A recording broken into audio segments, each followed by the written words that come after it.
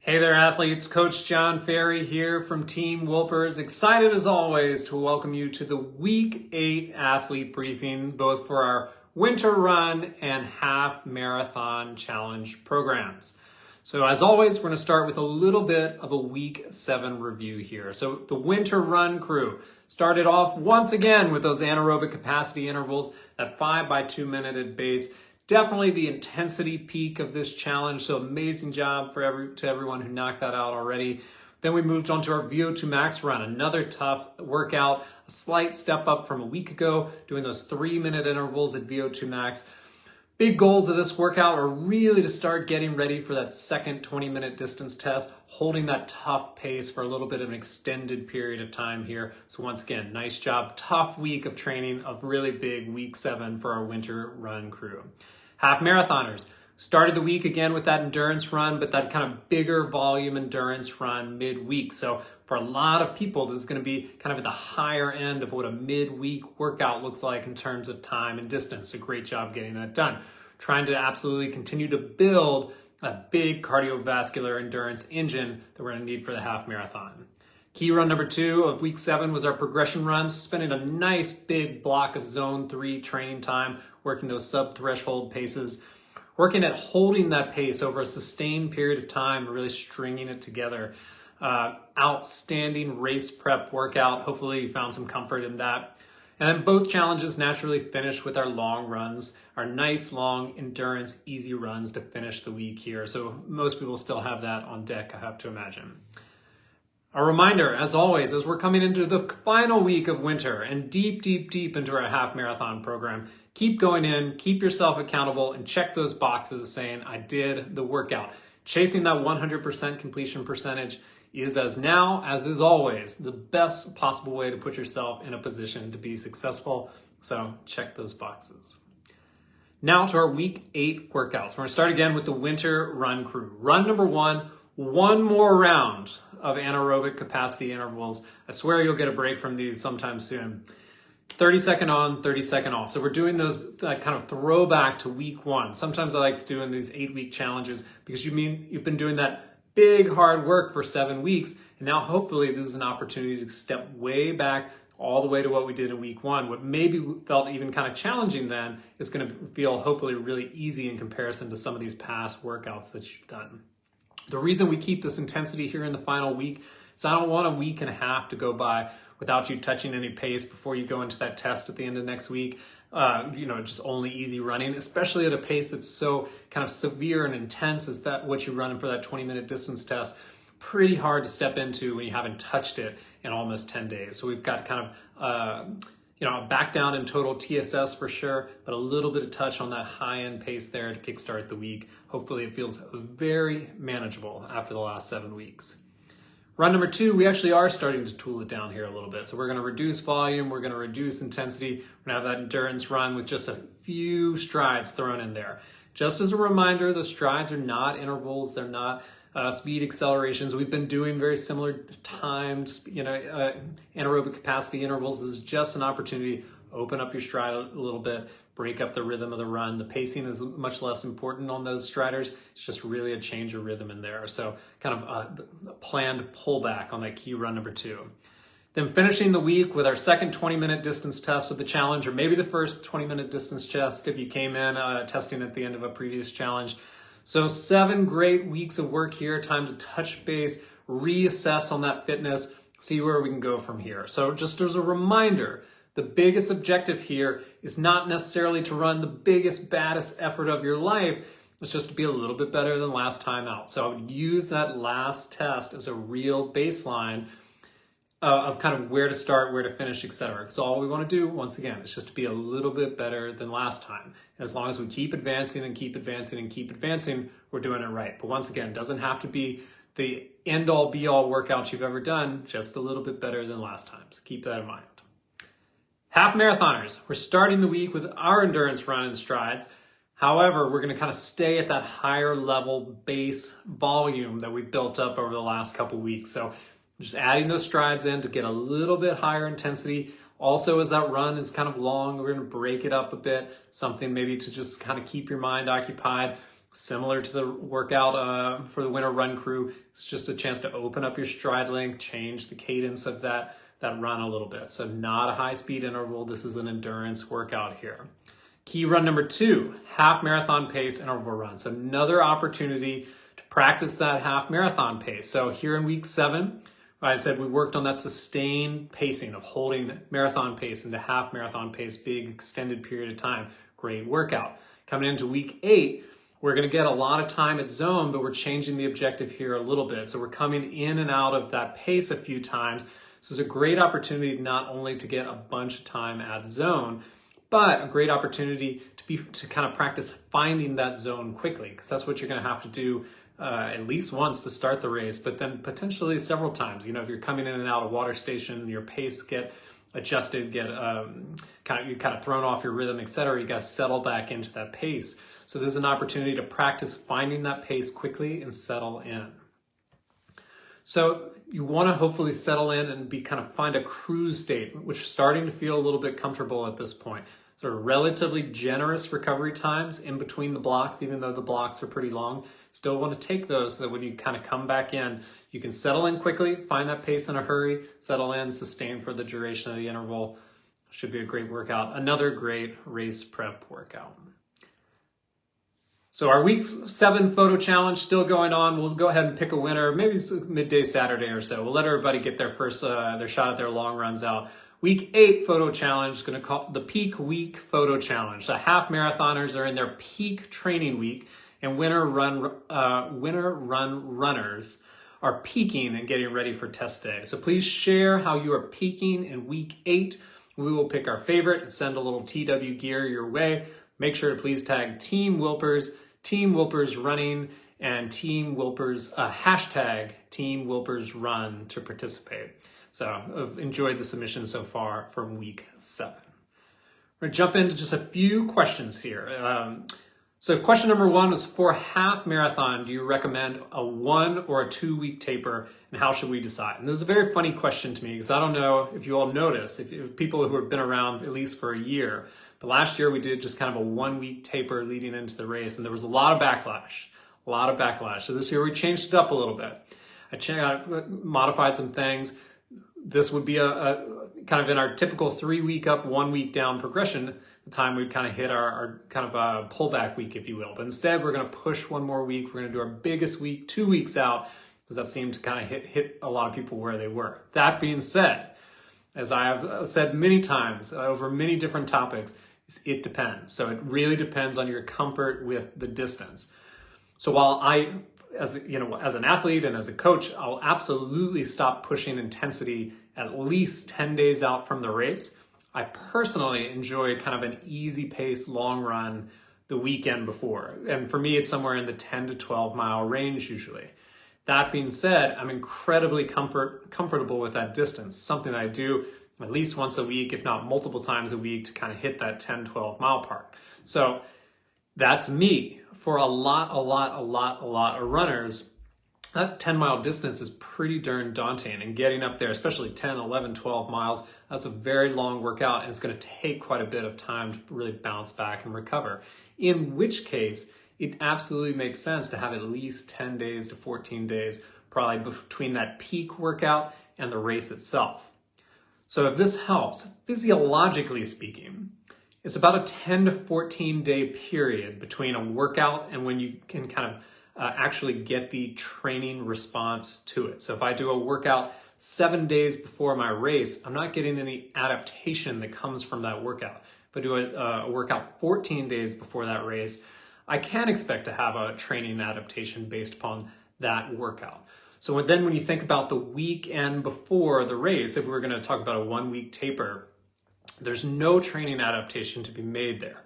So the reason that and sometimes I would recommend to others, to put a pretty sizable long run there is simply to be comfortable, confident, and to kind of do whatever we need to do to kind of feel good going into the actual race week. So like I said, one more time, for me personally, I like to kind of at least hit that double-digit mileage mark, see the watch click 10. That makes me feel really good, but I don't have to, that's not much of a recovery process involved for me. If it was going to be for the marathon, for example, I wouldn't do a 20 miler 1 week out. That does take a little bit of time. So I'm going to do that 2 weeks out, so I have that recovery time built in. The principle is the same for the half marathon. It's just the bodies that we're applying to it are a little bit different. So you have to be thoughtful in this particular program, our half marathon challenge. We're going to do our peak long run here in week 8. We're going to do kind of a middle distance long run in week 9, which is a little bit of a back off. So I think it's somewhere around like 8 to 10 miles, something like that, depending upon your comfort level. And then we'll really cool it down for the week of. So this is a long way of me not answering the question, but the answer once again is it depends. It depends upon your comfort with the distance, how long it ultimately takes you to recover and bounce back from those longest efforts. But I think it's very important to remember, maybe the most important part is on a physiological basis, there's not a performance uptick for doing that final long run 1 week out that you don't get from 2 weeks out. So just something to consider. Our next question here was, I struggle with rest days. I know I'm not supposed to really do anything, but just the fact that I don't have to do anything makes me feel so sluggish and unmotivated that I don't really, and I don't like feeling that. I guess I'm just asking to have that feeling validated as normal, especially as I'm approaching taper in the 18-week marathon program. So it is normal. This is something that happens all the time. It's not that noise. It's fairly rare. I think most people are pretty okay with rest days for the most part. Maybe more than not, we need to have less rest days than more rest days. But this is pretty common, especially when you're doing a lot of training. And so physiologically speaking, once again, this is my big buzzword today so far. Physiologically speaking, we have to have them. You got to put the rest days in there. I'll talk about it in a minute.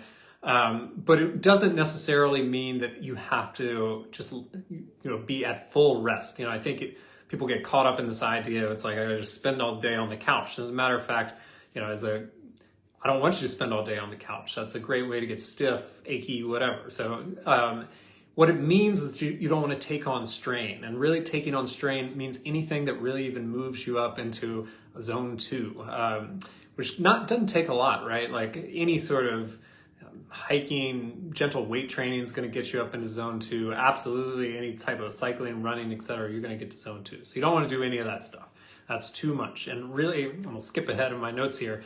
The reason is when you kind of get up into that zone 2 state, even kind of high zone 1, starting to generate cortisol, which is your stress hormone. And if you don't have those opportunities, the kind of a 24-hour cycle, sometimes a 48-hour cycle, to really let your body veg out and recover, that cortisol level never gets a chance to drop. So you're just carrying a very high level of stress. It leads to burnout, your classic overtraining symptoms, body aches, inability to recover, low energy, lethargy, etc. It's just no bueno all around. So very important to have these in here. But once again, it doesn't mean that you have to lie rigid in bed.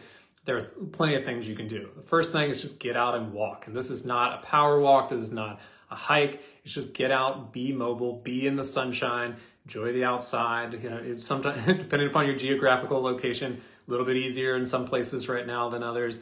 But take a stroll. This is a great just way to move your body, to be out and kind of enjoy the day and fill that time. It's better than just staying motionless. If walking is not your thing, also a great opportunity to do some mobilization work, do some kind of light stretching work. Take that time that you would have devoted to working out and don't throw the time away. Stay kind of true to that time, but do all those other things that are really supportive to your running. It's not just running all the time makes you a better runner. There are lots of things that are supportive to that running. And as a matter of fact, on your key run days, they're really hard to fit in sometimes, right? It's by the time you warm up, do you want to do activations, if you have any PT or things to go about it, then you do the actual workout, then you need to cool down, then you need to do post-run stretches, shower, go to work, etc. That's a lot to get done in a day. So use those down days to kind of schedule 30, 45 minutes, 60 minutes, maybe even to doing some stretching, mobilizations, etc. Great opportunity. And with the caveat, you have to be very thoughtful. Not all of those things, especially if you're doing a guided stretch, a guided mobilization, are really recovery tools. Many of them are, many of them are not. So you have to make sure that you're doing something that really serves you. Once again, keep that strain very low while trying to work on that supplemental stuff.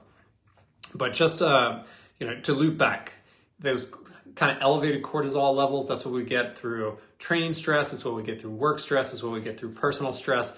And at certain points, some of those things have to be removed. And if we can remove training stress and allow our body to kind of rest and those cortisol levels to drop, puts us in a much better state to be able to rebound and come back at a high level. So next question here is, any nutrition tips for these high mileage weeks? Recommendations for bumping up carbs to keep up energy stores, to keep energy stores high and increase recovery. I know everyone is different, but I've been really hungry these last few weeks and wondering if there are any tips to stay satiated without pigging out. And this one, you alluded to it, is very hard to speak to.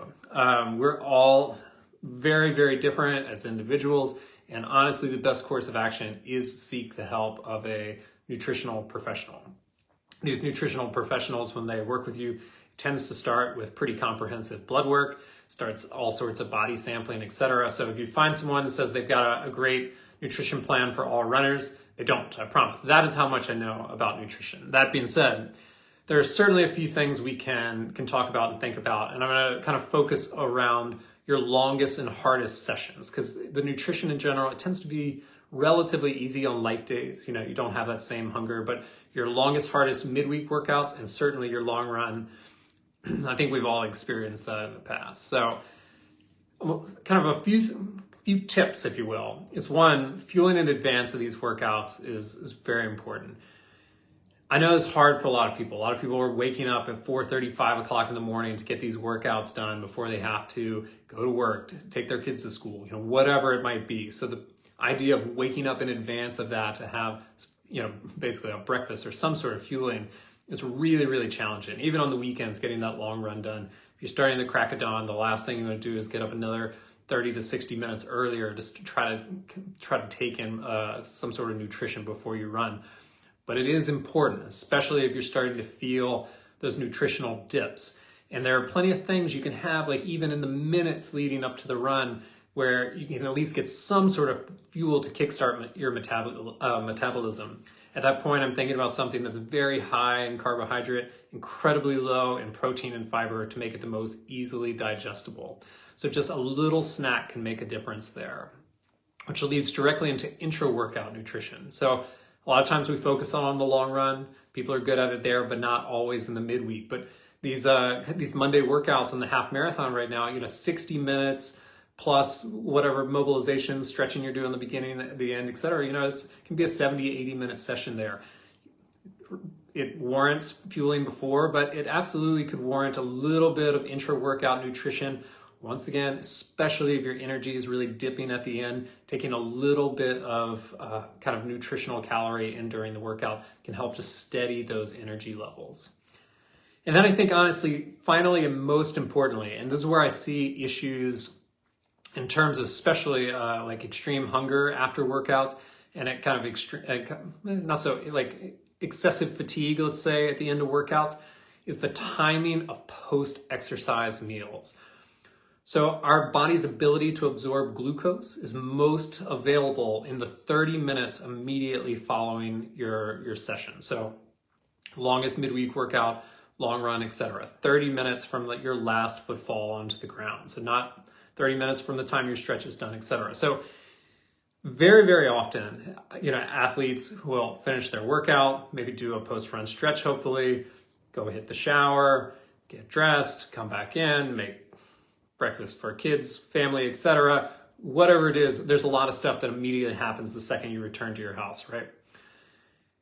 It's very easy to forget about trying to get that carbohydrate-rich meal in quickly, really within that first 30 minutes. And it doesn't have to be an entire meal, but it should at least be a carbohydrate-rich snack that you can have immediately following the workout. And the rule of thumb is a 4-to-1 carbohydrate to protein ratio for post-workout recovery, especially right away. So if I have athletes that are coming in from long sessions, and this happens all the time, and they get back, they get immediately busy, I just want them to have something coming back in from that hardest session. So a banana, a bowl of oatmeal, even yogurt, anything that kind of falls into that carbohydrate-rich camp that can kickstart that recovery process right away. Then it buys you a little bit of a time, a little buffer time to go take your shower, do whatever you have to do, and come back and have a proper meal. But definitely try to make sure you're taking in some sort of carbohydrate-rich snack, if not a total meal, within 30 minutes following that session. Hopefully that helps a little bit. Next question here was, I'm struggling with endurance and was totally gassed at the 8-mile marker last weekend. I'm already planning on slowing my long run down even more and bumping up my carbohydrate intake during these upcoming long runs. But I'm wondering if I should adjust the half marathon pace workouts to make that workout more difficult. So there are kind of two things we're working with here, right? We're working with struggling with endurance on the long runs. And then kind of thing two is, should you increase the pace of the half marathon pace intervals to make those workouts a little bit more challenging? So we'll start with the first thing, which is, so if you're struggling with the longest long run, especially the endurance of covering that distance, there's really only one thing you can do, and you've already alluded to it, which is you can reduce your effort, and reducing your effort in running basically means slow your pace down a little bit, right? You can change your topography, but you can't change your topography on the race course. So you probably shouldn't really change it on the long run that much. So talking about reducing effort, still slowing your pace. At a certain point, you can't slow your pace anymore, and at which point is an excellent opportunity to introduce a run walk concept into your training. It might be something that you end up using for a race. It might just be something that you do, but it's a great way to reduce the effort, to get more time on feet, more Z2 training time. Because at the end of the day, the most thing we're trying to do on a week-to-week basis isn't necessarily hit like an exact mileage target. It's try to get more and more time on feet, time in zone. And so once again, if you can reduce the effort through a kind of a combo of these things, that's still doing exactly that. So I've talked about run walk before. I recommend it to a lot of athletes often when we're trying to gain volume quickly. Is I want relatively short intervals, tight intervals. I recommend checking out the Jeff Galloway run walk intervals. They're great. He's been the creator and kind of first and foremost run walk expert out there for a long time, but you'll see a lot of them. They're either like 30-30 intervals of 30 seconds on, 30 off, or 1 minute on, 30 seconds off, 90 seconds on, 30 seconds off. And their intervals are really tight. People think about it and they're like, well, I did 10 minutes on, I ran 20 minutes, and I walked 5 minutes. It's not what you're trying to do. The intervals are designed so that it doesn't give your heart rate a chance to elevate too high. And then similarly, the walks are designed to not let your heart rate drop too low. So they're a very effective tool of adding volume quickly. I use them almost every summer, coming into the summertime, as I'm a terrible hot weather runner. It's also the time where people are ramping up for fall marathons. So that walk run interval for me has been very effective in getting longer training runs, better quality training runs, where otherwise I would have burned out too quick. So it's absolutely worth considering. When it comes to the interval workouts, if I were going to shift anything, what I would actually think about doing is more endurance work. So for example, the 60-minute midweek endurance run should be your best friend, because we're trying to get, once again, more Z2 time. So heading into your final couple weeks here, adjust my notes here, I think it's very important to think about, it's not how hard we can work and push ourselves. It's actually how little we can work to generate the biggest results, especially coming into these final few weeks. So in an endurance race, we don't need you to go harder and stronger during those midweeks. It's very likely to shoot you straight out of your zones, where we want to be working kind of high zone 3, low zone 4. It becomes a high zone 4 workout. You're kind of overtaxing yourself, makes it even harder to turn around and perform on the long run. So if I was going to make any adaptation to the workout, I would do one of two things. I would actually reduce the tempo of the half marathon pace effort to make it feel a little bit more comfortable, or I'd replace the intervals entirely with more easy pace running with a little bit more volume. Like that Monday workout, that kind of 60-minute endurance, might copy that another time, because once again, we're trying to get zone 2 training time, time on feet, time in endurance, energy zone. That's how you build that engine. And this race is run entirely aerobically. So the best thing you can do, keep working that volume, keep working the easy pace, and actually keep reducing the intensity to make the volume feel appropriate. Well, everybody, that is actually all for week 8. So thanks as always for being here. Winter Run crew, congrats on reaching the end of this. Have an amazing finish. And half marathoners, I'll see you back here next week for our week 9 athlete briefing. Have a great one.